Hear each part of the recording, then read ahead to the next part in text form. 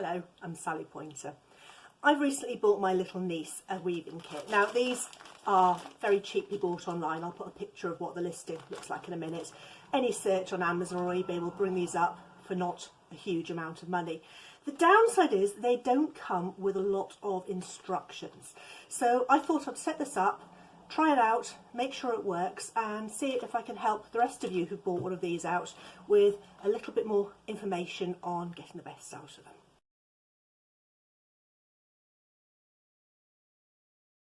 So first things first, let's open this up, see what we've got inside.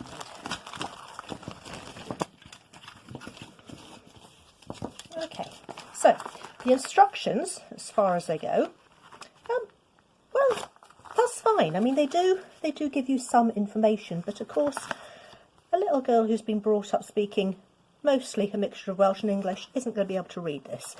So I think we can definitely build on this. And the first thing that we need to do is put the loom together. Okay, so separating out the bits that are clearly for doing the weaving with, and the bits that are shuttles. And this, I think, is essentially our headling device. We should be left with some bits that make up a basic frame. So far, so good. Okay, so these are the side pieces, and these are the tops and bottoms. Now I'm going to rearrange the camera in a second, but I think we can do this first bit quite straightforwardly. I believe these just fit together like this.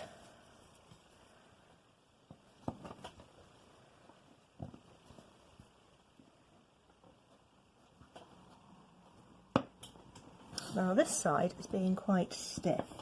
This is often the case with cheaply produced bits. Sometimes it's a case of try the other end and see what happens. If that doesn't work, I'll go and get some sandpaper and we'll adjust it. I think we might be getting there. I'm going to adjust the camera so we've got a better view, and we'll see how to thread this up and get it working. Okay, that's a bit better. I've adjusted the height of the camera, but I've also taken these downstairs and I've run a knife around the slots and I put some glue in them. I've got a sneaking feeling that's going to make life an awful lot easier in the long run. The last thing you want with kids is things falling apart. Now I think we want to join these up pretty much on the edges.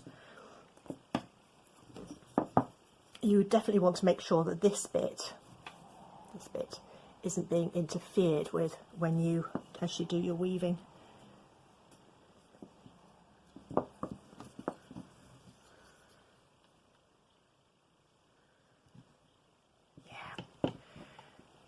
They just need the littlest bit of adjustment to make them go together nicely, and particularly with things for kids, you don't want them falling to pieces as they actually work on them. So we've got our basic loom set up. Move the glue, don't need that in the way. We'll let that dry for a couple of minutes while I work out what the next bit of our instructions say. That's better, we're glued into place now. That's going to be a lot more secure for small hands.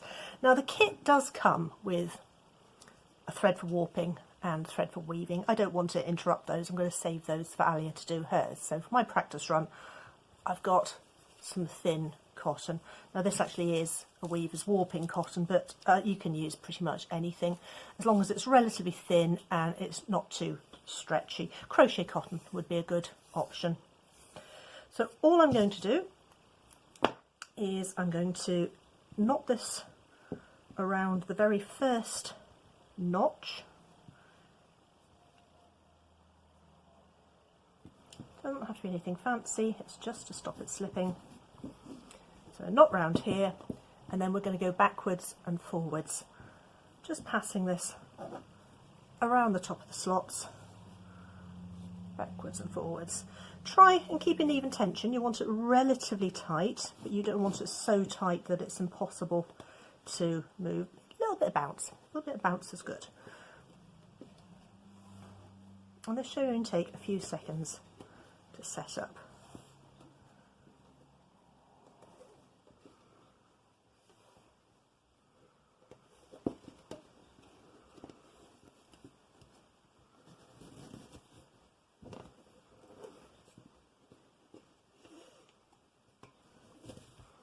So far so good, apart from needing to adjust the framework so that it fitted.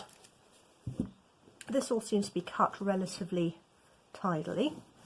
When you get to the end, cut off a longish bit. It's usually easiest to go all the way around before trying to knot off. And then you can just work a little knot.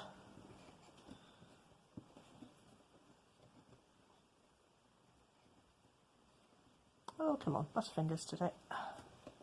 There we are. So, we have our warp set up. So we're nearly ready to do a test weave, but we need to look at the other things that came with the kit first. And there were 3 other pieces. So this one's a shuttle. That's relatively straightforward.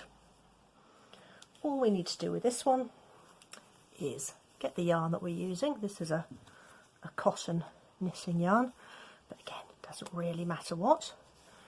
And all you do is you just wind the thread around that.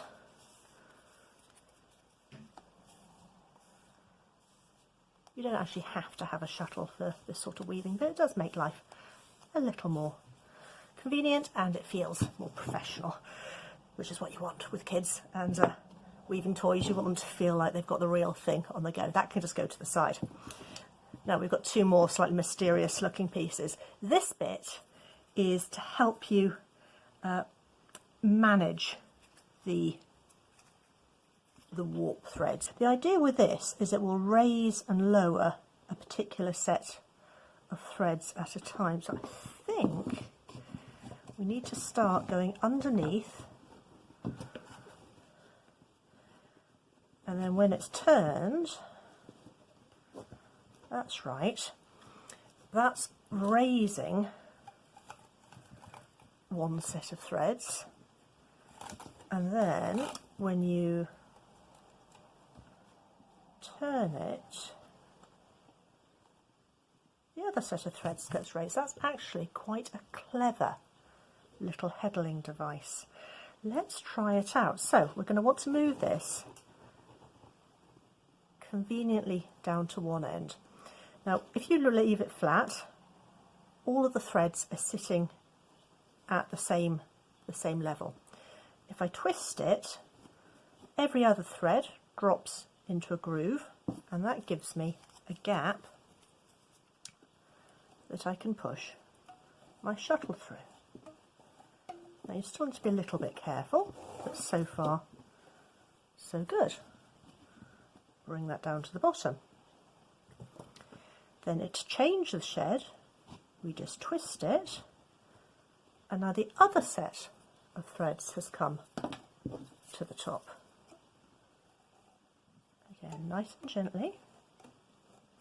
Still a little bit of wiggling needed. If this was a more refined shuttle, I think you could avoid that. You probably could do that yourself by sanding this into a more streamlined shape. But this is a toy loom, so we're not going to worry too much, but I do want my little niece to be able to work this evenly. Now, what I think this bit's for is I think you put this on and you use it to pat these into shape.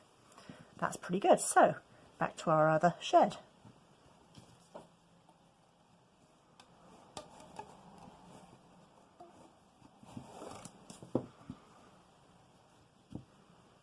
Watch out for those tail ends. Now you don't want to pull this too tight. The trick with all weaving is if I pull it really tight, can you see how that's pulling everything in out of shape? So usually when you weave, you want to leave just the tiniest little, teeny little loop right on the end. And then when we change the shed, go back the other way.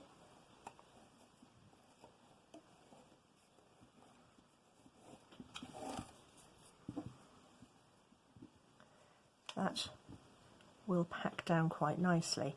If we turn this so it's sitting flat, put the beater on, we'll pat it into shape. Excellent. So let's think about what the parts of the loom are called. So you have the loom frame itself. This bit is the warp, and the bit you weave with is called the weft. The heddle is the part that raises different threads so that you can get between them evenly. I think that's the right one. Yeah, definitely a little bit of polishing on the shuttle would make that so much nicer. I'm going to do that before I send this down to Alia. So that's one pass of the weft as it's gone through the warp, and then we use the heddle bar to change the shed. It's called a shed when it opens and closes. That gap is the shed.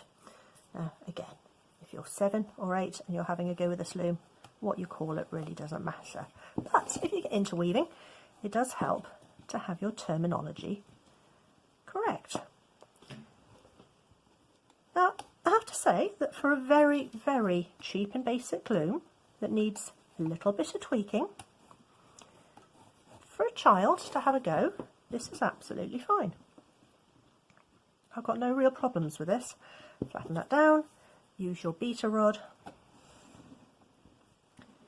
pat it into shape. Do you know, that really is okay. So I'm going to keep doing a couple more rows, then I'm going to wind a different colour onto my shuttle. I'm going to do a little bit more, and then we'll just follow through and we'll just recap on what we've done, and I think we'll be there. So far, so good.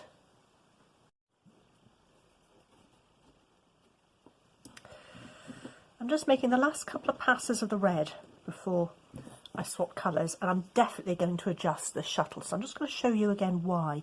At the moment it's got a very blunt end to it, and even though I'm quite comfortable with what I'm doing, can you see how it's snagging and it's pushing the warp out of the way, and it means you're having to wiggle to get that through. That's frustrating for an adult, that's doubly frustrating if you're small and you're on your first project. So one more, and you can see how it's definitely catching. So I'm going to call that the last row, put that in the rest position, use my beta to pack that down. I'm going to take this down to the workshop and get Alia's Uncle Gareth to find me some sandpaper, and I'm just going to round those edges, not to a point, but just so that they haven't got that flat, snaggy edge. I think that's going to improve this hugely.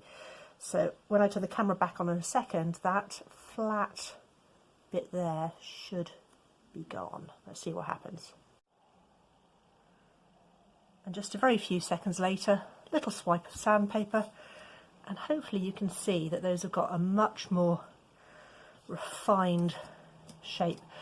You could even do this with a coarse nail file. It really doesn't have to be complicated. So let's wind up some more thread and we'll see what happens. Hopefully this really will have improved things. Just because things are intended as cheap toys doesn't mean they shouldn't work as intended. Okay.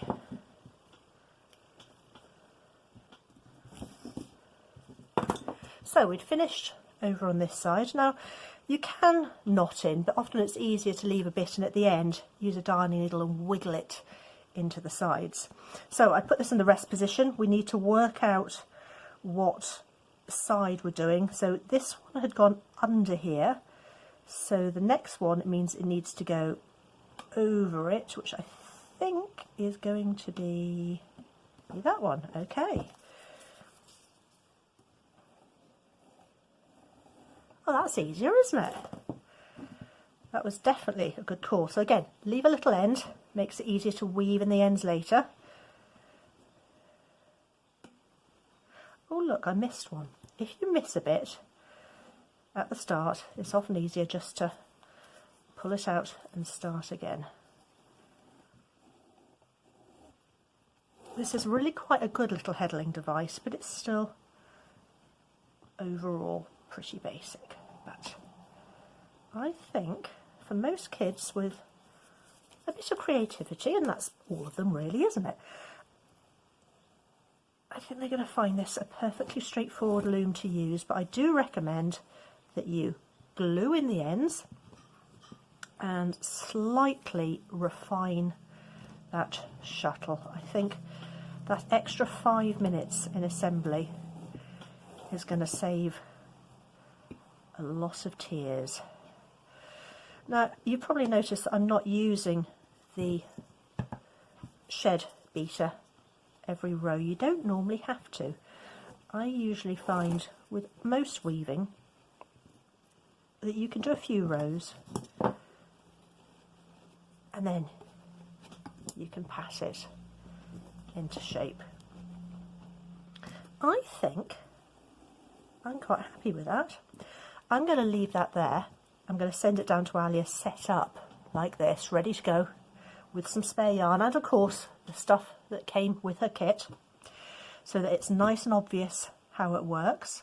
When you've finished, all you have to do is unclip those knots that you made and just pop off the ends. Your finished weaving is going to be fairly loose with this sort of thing, but if you used a pure wool non-superwash yarn and at the end of your project you've got it in the sink with some hot soapy water and you give it a really good rubbing, the surface will felt together and that would make really nice little placemats. And I think this is about the right size to fold up to make things like a glasses case or a blanket for a dolly bed. I think that's actually quite a nice little loom for very, very little money. Just take those couple of minutes to make the refinements and happy weaving. I think she's going to enjoy this. Hope she will. Bye for now.